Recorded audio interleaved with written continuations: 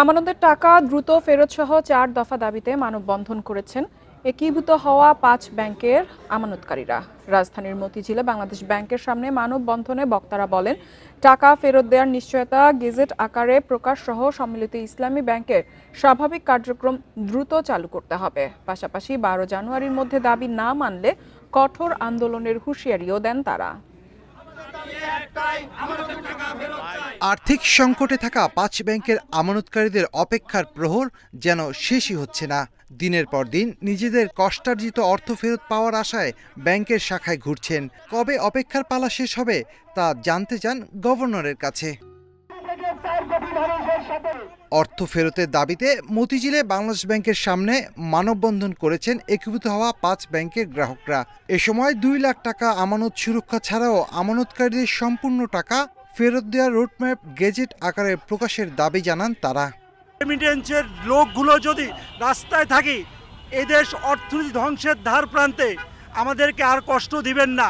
আমাদের কষ্ট অর্জিত টাকা, এই টাকা আমাদের ছেলেরা লেখাপড়া করতে পারতেছে না, আমরা বাড়িঘরের ঘর ভাড়া দিতে পারতেছি না।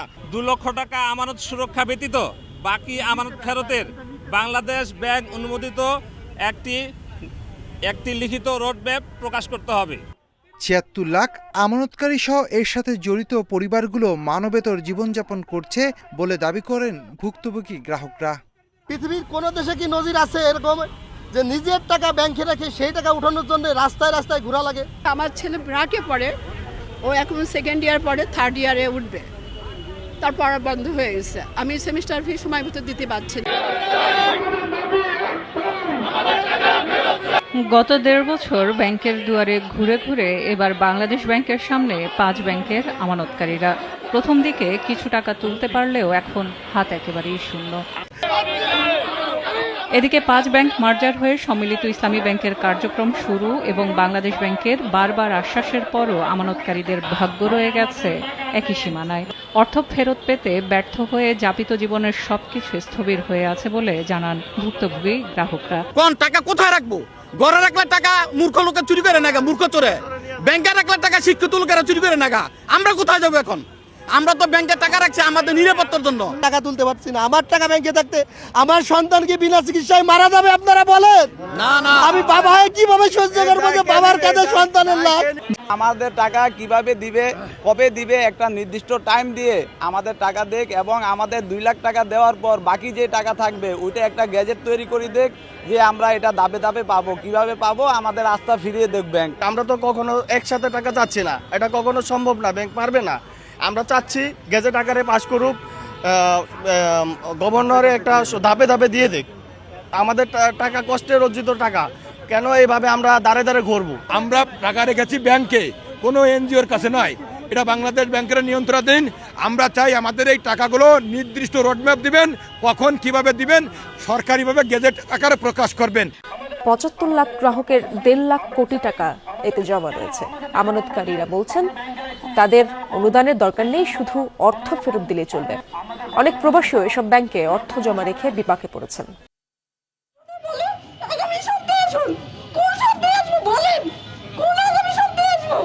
কষ্টের টাকা ব্যাংকে রেখে এভাবেই চোখের জলে বুক ভাসালেন এই আমানতকারী। তার মতো অনেকেই জমানো টাকা তুলতে দাঁড়ে দাঁড়ে যে ঘুরছেন সেটি তুলে ধরেন। আমরা তো টাকাটা বাংলাদেশ ব্যাংকে যাই টাকাটা জমা দেইনি, আমরা টাকাটা জমা দিয়েছি আপনাদের অ্যাকাউন্টে, আপনাদের ব্যাংকে টাকাটা জমা দিয়েছি, তা আপনারা আমাদেরকে টাকা দিবেন না? আপনারা সেই টাকা না দিয়ে বাংলাদেশ ব্যাংকের কথা বলছেন। আমাদের দাবি একটাই, আমাদের আমানত যেটা আমরা এটা ফেরত চাই। যারা নতুন অ্যাকাউন্ট করতেছে তাদের টাকা দিতেছে, অথচ আমাদের 76 লক্ষ লোকের আমানতের টাকা তারা ফেরত দেয় না।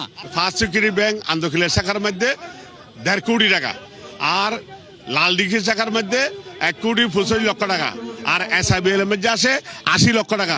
আমার মৃত্যু হয়ে গেল তো আমার এই টাকার আমার প্রয়োজন নেই। আমি আমার টাকা চাই, আমার কষ্টের টাকা আমাকে ফেরত দেখ। আমি একজন রেমিটেন্স যোদ্ধা, আমার হাজবেন্ড একজন রেমিটেন্স যোদ্ধা।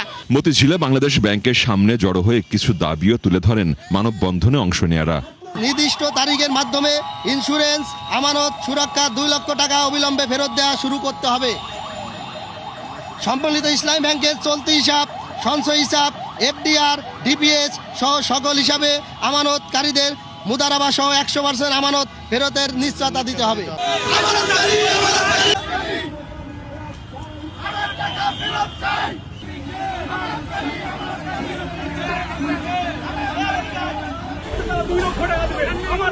আমার বাকি টাকা কে দিবে? আমার বাকি টাকা আমি কার কাছে যাবো? আমার বাকি টাকা আমি ফেরত চাই, আমার টাকা আমার ফেরত চাই। আমি কিভাবে আমি সংসার চালাই? আমি প্রাইভেট চাকরি করি, আমি নিজে অসুস্থ, আমি দেওয়া থাকতে পারতেছি না, আমার পায়ের সমস্যা, আমি তারপর আমি দেওয়া থাকতে পারি না, তারপরে আমি কুষ্টিয়া থেকে আমি এখানে এসেছি। আমার আর কিছু বলার নাই, আমার টাকা আমি ফেরত চাই, আমার টাকা ফেরত চাই, এছাড়া আমার আর কিছু বলার নাই। আমার সব সম্বল আমি ব্যাংকের ভিতরে রেখেছি, আমার আমানত আমাকে ফেরত দিতে হবে। আমার 10 লাখ টাকা ডিপোজিট আছে, আমার 10 লাখ টাকার আছে।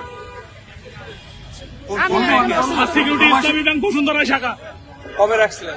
রাখছি 2024 সালে, 24 সালের জানুয়ারি মাসে। এখন তো 2 লাখ টাকা দিবে আপনাদের। 2 লাখ টাকা দিবে, বাকি টাকা আমার কে দিবে?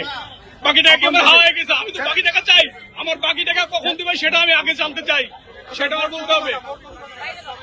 যে মোট কত টাকা রাখা? 10 লাখ টাকা রাখা লাগছে। আমি 10 লাখ টাকা, আমি 10 লাখ টাকা সিকিউরিটি ইসলামী ব্যাংক বসুন্ধরা শাখাতে রেখেছি। আমি সেখানে আমার প্রতি মাসে যে একটা আমানত আসে, এই আমানত আমি উঠাতে গেলে প্রথমে আমাকে যে প্রফিটটা আসে, আমি প্রফিটটা উঠাতে গেলে প্রথমে আমাকে 2,000 টাকা দেয়, এক চেকে মাত্র 2,000 টাকা দেয়। আমি যখন বললাম যে ভাই এটা কি একটা চেকের সম্মান হলো ব্যাংকের, বলে ভাই আমাদের কিছু করার নাই। পরে বললো যে পরের সপ্তাহে আসেন, পরের সপ্তাহে গেছি, তারপরে কয় যে 1,000 টাকা, 1,000 টাকা দেওয়ার পরে তারপরের সপ্তাহে গেছি, তখন বলে যে আমরা আর দিতে পারবো না, বাংলাদেশ ব্যাংক এখন যা বলবে সেটাই, আমাদের হাতে আর কিছু নাই। আপনারা বাংলাদেশ ব্যাংকে দেখেন, বাংলাদেশ ব্যাংকে যেটা বলে আমরা সেটাই করবো। আমার আমানতকারী এরপরে শুনলাম ঘোষণা দিছে যে মাত্র 2 লক্ষ টাকা দেওয়া হবে, বাকি 10 লক্ষ টাকা আমার কে দিবে? কোথায় পাবো আমি? আমার টাকা কার কাছে যাবো? আমি তো ফার্স্ট সিকিউরিটি ইসলামী ব্যাংকে দিয়েছি, অতি জরুরি। এটা কখন হবে সেটা আমরা জানতে চাচ্ছি, অতি শীঘ্রই এটা দিতে হবে আমাদের, নইলে এর চেয়ে কঠিন অ্যাকশনে আমরা রাস্তায় বসতে বাধ্য হব। এছাড়া আমাদের কোনো উপায় নাই, নাহলে আমাকে গুলি করে মেরে দিক, আমার কোনো আপত্তি নাই। আমি এটাই চাই, আমাকে গুলি করে এখন মেরে ফেলা হোক, নাহলে আমার টাকা ফেরত দেওয়া হোক। এছাড়া এটাই আমার সর্বশেষ বলার। আমি টাকা ব্যাংকে রেখেছি।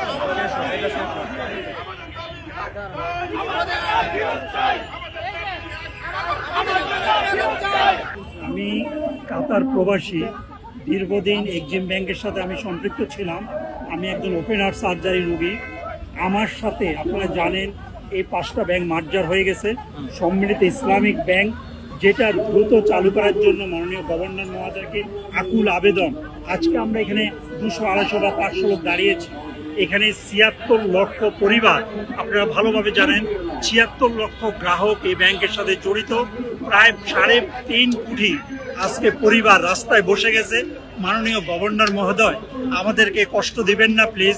আমরা আজকে কেন্দ্রীয় ব্যাংকের সামনে দাঁড়িয়ে, এই মতিঝিলের সামনে দাঁড়িয়ে, আমরা রাস্তায় দাঁড়িয়ে আমাদের এই অর্জিত টাকাটা আপনাদের ব্যাংকে রেখেছি।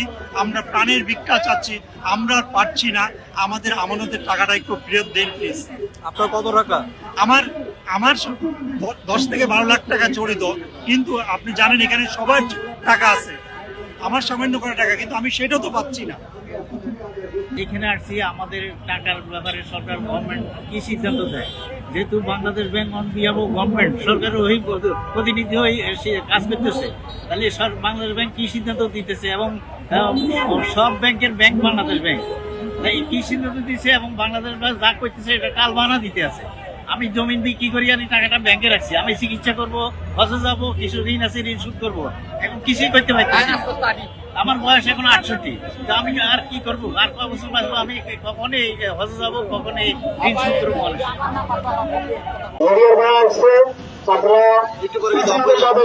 ধন্যবাদ দর্শক, এই মুহূর্তে আমরা অবস্থান করছি বাংলাদেশ ব্যাংকের সামনে এবং আপনাদেরকে দেখানোর চেষ্টা করছি মূলত একীভূত হওয়া 5 ব্যাংকের সকল ভুক্তভোগী ও গ্রাহকের কষ্টার্জিত সঞ্চিত আমানতের আদায়ের দাবিতে আজকে মূলত গণ অবস্থান কর্মসূচি।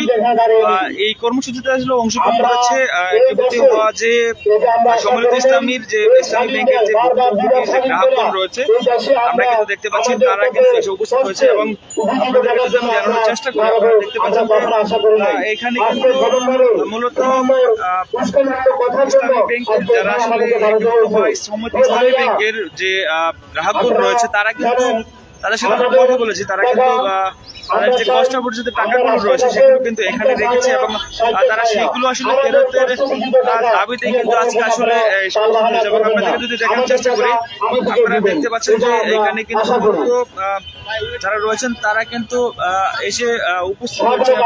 এখানে দেখতে পাচ্ছি যে এখানে বেশ কিছু লোকজন উপস্থিত হয়েছে এবং এখন পর্যন্ত কিন্তু তারা আসছে এবং আমরা যতটুকু দেখতে পাচ্ছি যে এখানে কিন্তু বেশ কিছু লোকজন এসে উপস্থিত হয়েছে এবং আপনাদেরকে দর্শককে জানানোর চেষ্টা করে মূলত আপনারা দেখতে পাচ্ছেন যে ইসলামী ব্যাংকের আসলে অবস্থান কর্মসূচি পালন করছেন। তারা বলছেন একীভূত বা রূপান্তরিত হওয়ার পর তাদের কষ্টার্জিত টাকা আটকে আছে। দর্শক এখানে আসলে বেশ কিছু ভুক্তভোগীর সাথে আমরা কথা বলছি, তারা ঠিক এমনটি বলেছেন আমাদেরকে যে ভুক্তভোগী হওয়ার পর তার পূর্ব থেকে অনেকে আসলে এই টাকাটা আসলে ফেরত পাচ্ছে না, এমনটি কিন্তু অনেকে বলছেন। এবং আসলে তাদের যে দাবিগুলো রয়েছে সেই দাবিগুলোর মধ্যে যেমন যে টাকাগুলো রয়েছে সেই টাকাগুলো যাতে দ্রুত ফেরত পান সেই বিষয়টি কিন্তু তারা বলছে। আমাদের টাকা কোনো আমরা যখন যাবো ব্যাংকে তখন বলে আমাদেরকে বাংলাদেশ ব্যাংক আমাদেরকে নিষেধ করছে। বাংলাদেশ ব্যাংক অনুমতি ছাড়া কোনো ব্যাংক রেজিস্ট্রেশন হয় না।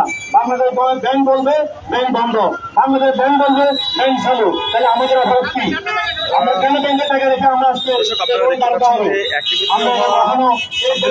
ইসলামী ব্যাংকের গ্রাহকগণ যারা রয়েছেন স্বাধীন করেছি আমাদের অধিকার আমরা অর্জন করার জন্য, আমাদের অধিকার থেকে আমরা আজকে বঞ্চিত। আমরা চাই আমাদের কষ্টার্জিত টাকা আমাদেরকে আপনারা দিয়ে দিবেন। সবাইকে ধন্যবাদ। দর্শক আপনারা দেখতে পাচ্ছেন যে সম্মিলিত ইসলামী ব্যাংকের যে ভুক্তভোগী রয়েছেন সেই ভুক্তভোগীরা কিন্তু বর্তমানে বাংলাদেশ ব্যাংকের সামনে এসে উপস্থিত হয়েছেন এবং তারা কিন্তু এখানে আসলে অবস্থান কর্মসূচি করছেন এবং তাদের সাথে কথা বলে আমরা যতটুকু জানতে পেরেছি যে মূলত এখানে আজকে যে তাদের আশা এবং আপনারা দেখতে পাচ্ছেন বাংলাদেশ ব্যাংকের সামনে কিন্তু এই মুহূর্তে একীভূত হওয়া 5 ব্যাংকের সকল ভুক্তভোগী গ্রাহক যারা রয়েছেন তারা কিন্তু এসে উপস্থিত হয়েছেন এবং তারা কিন্তু এখানে অবস্থান কর্মসূচি করছেন। তারা কিন্তু তাদের যে জমাকৃত টাকা সেই জমাকৃত টাকা মূলত দ্রুত সময়ের মধ্যেই ফেরত চাচ্ছেন। আপনারা দেখতে পাচ্ছেন বাংলাদেশ ব্যাংকের সামনে কিন্তু দর্শক এই মুহূর্তে আমি আসলে একজনের সাথে কথা বলবো, আসলে জানার চেষ্টা করব মূলত আপনারা ঠিক কতদিন আগে আসলে টাকাগুলো জমা রেখেছিলেন এবং আসলে এই যে জমাকৃত টাকা সেটা আসলে কতদিনের মধ্যে ফেরত দেবে নাকি একদম দেবে না, আসলে ঊর্ধ্বতন কর্মকর্তারা কি বলেছেন আপনাদেরকে এই বিষয়ে? আমার টাকা রেখেছিলাম আমি একজন ব্যাংকের মধ্যে আজকে 14 বছর আমার 27 লাখ টাকা। আমরা যদি ব্যাংকের মধ্যে যাই, আমার দেশের বাড়ি হলো যে চাঁদপুরে, আমি থাকতেছি এখানে ঢাকা ব্যাংকে। আমরা যদি একটি ব্যাংকে যাই ওনারা বলে যে আগামী সপ্তাহে আগামী সপ্তাহে বা ডিসেম্বরের লাস্টে আসে ধাপে ধাপে ফেরত দেন। ওনার কাছে এটা অনুরোধ, গভর্নমেন্ট সরকারের কাছে আমাদের এটা অনুরোধ। হ্যাঁ, নতুবা আমাদেরকে বিষ দেন আমরা মারা যাই। কারণ আমাদের এইভাবে আমাদের বেঁচে থাকা আমাদের সম্ভব না। আমাদের দেওয়ালে ফিট লাগে গেছে, বাচ্চা নিয়ে আমাদের অসুস্থ রোগী। আমি এখন অসুস্থ রোগী, আমার হাজবেন্ড অসুস্থ রোগী। আমি ডায়াবেটিস রোগী, আমার প্রতিদিন আমার 7-8 লাখ টাকা করে মেডিসিন লাগে। আমি কিভাবে চলি? এখন বাংলাদেশ ব্যাংক গভর্নর স্যার আমাদেরকে কি করবে উনি করে দেন। উনি যেহেতু দায়িত্ব নিয়েছিল উনি বলতেছে যে আমাদের নাকি এটা একটা ভালো একটা ব্যাংক উনি গঠন করতেছে। ব্যাংকের অবস্থা হলো এখানে লেনদেন করবে আর এখানে দিবে আর এখানে নিবে। ব্যাংক এটা কিসের একটা শক্তিশালী ব্যাংক উনি গঠন করতেছে যে আমাদেরকে গ্রাহকদেরকে দেওয়ালে ফিট লেগে গেছে। আমরা এখন দাঁড়িয়ে দাঁড়িয়ে মানুষের কাছে পিঠে করে ঘুরে বেড়ে আমরা খাবো। আমাদের টাকা ব্যাংকের মধ্যে রেখে, আমাদের সম্পদ ব্যাংকের মধ্যে রেখে না, এটা কোনোদিন সম্ভব না। আমার আত্মহত্যা করে মারা যাওয়াটা ছাড়া আমাদের আর উপায় নেই। আত্মহত্যা ছাড়া আমাদের মারা যাওয়া ছাড়া উপায় নেই। আমাদের টাকা আমাদেরকে ইমার্জেন্সিতে আমাদেরকে ফেরত দেয়। ঠিক যেমনটি শুনতে পাচ্ছিলেন যে তাদের আসলে তাদের যে জমাকৃত টাকা সেই টাকাগুলো কিন্তু তারা আসলে দ্রুতই ফেরত চাচ্ছেন। এবং আসলে যে সমস্ত ইসলামী 5 ব্যাংকে আসলে একীভূত হওয়া ব্যাংকগুলো রয়েছে তাদের কাছ থেকে যে জমাকৃত টাকা, সেই জমাকৃত টাকা কিন্তু দ্রুত সময় যাচ্ছে। এখানে আরো একজনের সাথে আমরা কথা বলছি। আসলে আপনারা টাকাটা কতদিনে আগে জমা রেখেছেন এবং আসলে প্রবাসী আমরা এমিরেন্ট যোদ্ধা। পৃথিবীর বাংলাদেশের সেরা একটি জায়গা হলো বাংলাদেশ ব্যাংকে নিয়োজিত। আমাদের যে ব্যাংকগুলো, Exim bank, personal bank, global Islamic, social Islamic bank, এই ব্যাংকগুলো সাধারণত আমাদের বিদেশিরা রেমিটেন্স পাঠিয়ে থাকে। সবচেয়ে দুর্ভাগ্য হলো এত বড় বিশ্বস্ত একটা জায়গা আমাদের সাথে এই প্রতারণা করবে, এটা আমরা ভাবতে পারিনি। আমাদের কথা হলো, আমি একজন ওপেন হার্ট সার্জারি রোগী, আজকে 1.5 বছর ব্যাংকের ধারে ধারে যাচ্ছি। আমি এই বাংলাদেশ ব্যাংকের সামনে, এই কেন্দ্রীয় ব্যাংকের সামনে মাননীয় গভর্নরের কাছে আবেদন থাকবে। আমরা প্রায় 3.5 কোটি পরিবার অর্ধাহারে অনাহারে জীবনযাপন করছি। আপনি আমাদেরকে কষ্ট দিবেন না, আমরা অত্যন্ত নিরীহ মানুষ। আমাদের এই দীর্ঘ নিঃশ্বাস আল্লাহর আকাশ পর্যন্ত পৌঁছে যায়। মাননীয় গভর্নর দ্রুত সম্মিলিত ইসলামী ব্যাংকটি লেনদেন চালু করেন। আমরা আমাদের বাচ্চার মুখের দিকে তাকিয়ে থাকতে পারি না। আমরা 3.5 কোটি পরিবার রাস্তায় বসে গেছি। আপনাদের কাছে আকুল আবেদন, আমি অর্থ উপদেষ্টার কাছে, মাননীয় গভর্নর, ওনার কাছে আকুল আবেদন, দ্রুত এই সম্মিলিত ইসলামী ব্যাংকটি চালু করে আমাদের কষ্ট দিয়েন না। আল্লাহর হস্তে আমরা কষ্ট দিয়েন না। আমরা রেমিটেন্স যোদ্ধা, আমরা হাজার মাইল দূর থেকে শ্রমের বিনিময়ে দেশে টাকা পাঠিয়েছি। পৃথিবীর সেরা বিশ্বস্ত জায়গা বাংলাদেশ ব্যাংক, সেই ব্যাংকের অন্তর্ভুক্ত এই কেন্দ্রীয় এই তফসিল ব্যাংকগুলো, সেই ব্যাংকগুলো যদি দেউলিয়া হয়ে যায়, আমরা কার কাছে যাব, কোথায় যাব? এই দেশটা অর্থনৈতিক ধ্বংসের ধার প্রান্তে, সেখানে আমরা অর্থনৈতিক ধ্বংসের ধার প্রান্তে। আপনারা দ্রুত ইসলামী ব্যাংকটি চালু করে দেন, ইসলামী ব্যাংকটি লেনদেন শুরু করেন। ভালো থাকেন, আসসালামু আলাইকুম। বলছিলেন আপনারা যে একীভূত হওয়া সম্মিলিত ইসলামী ব্যাংকের যে জমাকৃত অর্থদানকারী যে সমস্ত লোকজন রয়েছে বা ভুক্তভোগী যারা রয়েছে, তাদের সাথে আসলে দর্শক আমরা কথা বললাম এবং তাদের সাথে কথা বলে দর্শক বুঝতে পারলাম তারা আসলে দীর্ঘ সময় থেকে কিন্তু জীবনের যে সম্বল ছিল তার সবকিছুই মূলত এখানে জমা রেখেছেন এবং সেই ভুক্তভোগীরা কিন্তু এখন পর্যন্ত তাদের টাকা পয়সা ফেরত পাচ্ছে না এমনটি কিন্তু বলছেন এবং দ্রুত সময়ের মধ্যেই কিন্তু তারা আসলে তাদের এই যে টাকা, সেই জমাকৃত টাকা কিন্তু ফেরত চাচ্ছেন। দুর্বল 5 ব্যাংক একীভূত করে কার্যক্রম পরিচালনা করছে কেন্দ্রীয় ব্যাংক। তবে এই 5 ব্যাংকে দীর্ঘদিন ধরে আমানত গচ্ছিত রেখে বিপাকে পড়েছেন গ্রাহকরা। এখন নিজেদের টাকা ফেরত পেতেই আন্দোলন করতে হচ্ছে তাদের। মঙ্গলবার সকালে মতিঝিলে কেন্দ্রীয় ব্যাংকের সামনে নিজেদের আমানত ফেরত পেতে মানববন্ধন করেছে এই 5 ব্যাংকের গ্রাহকরা। দীর্ঘদিন ধরে গচ্ছিত টাকা উত্তোলন করতে না পারায় মানবেতর জীবনযাপন করতে হচ্ছে বলে জানান তারা। ব্যাংকের কর্মকর্তা কর্মচারীরা তুচ্ছ-তাচ্ছিল্য করে কথা বলে, আমাদেরকে তারা কোনো মূল্যায়নই করে না। আমার এফডিআর মেয়াদ শেষ, তারপর আমি টাকা পাচ্ছি না। প্রাইভেট চাকরি করি, আমার বাবা মার চিকিৎসা করতে পারি না। আমি টাকার জন্য যদি যাই আমাদেরকে 2000 টাকা দেয়। আমি একজন ডায়াবেটিসের রোগী, আমি একজন হার্টের রোগী, 10-12 হাজার টাকা স্বামী স্ত্রীর আমাদের মেডিসিন খরচ লাগে। সম্মিলিত এই ব্যাংকের গ্রাহকরা তাদের দুর্বিষহ জীবনযাপনের কথা উল্লেখ করে বলেন, নিজেদের আমানত তুলতে না পারায় সন্তানের পড়ালেখা ও চিকিৎসাও করাতে পারছেন না। এমন পরিস্থিতিতে গভর্নরের দৃষ্টি আকর্ষণ করেন ভুক্তভোগী গ্রাহকরা। যতবারই ব্যাংকে যাই ততবারই তারা বলে বাংলাদেশ ব্যাংক অনুমোদন না দিলে আমরা টাকা দিতে পারবো না। কতটা অসহায় হলে আমরা আজকে রাজপথে মানববন্ধন করছি। অনতি বিলম্বে মাননীয় গভর্নর মহোদয়ের কাছে দৃষ্টি আকর্ষণ করব আমাদের সকলের আমানতকারীগুলো ফেরত দেওয়ার জন্য। একীভূত হওয়া 5 ব্যাংকের গ্রাহকরা আগামী 12 জানুয়ারি পর্যন্ত নিজেদের আমানত ফেরত পেতে আলটিমেটাম দেয়। নির্ধারিত সময়ের মধ্যে গ্রাহকদের টাকা ফেরত না দিলে কঠোর আন্দোলনের হুঁশিয়ারি দেন বিক্ষুব্ধরা।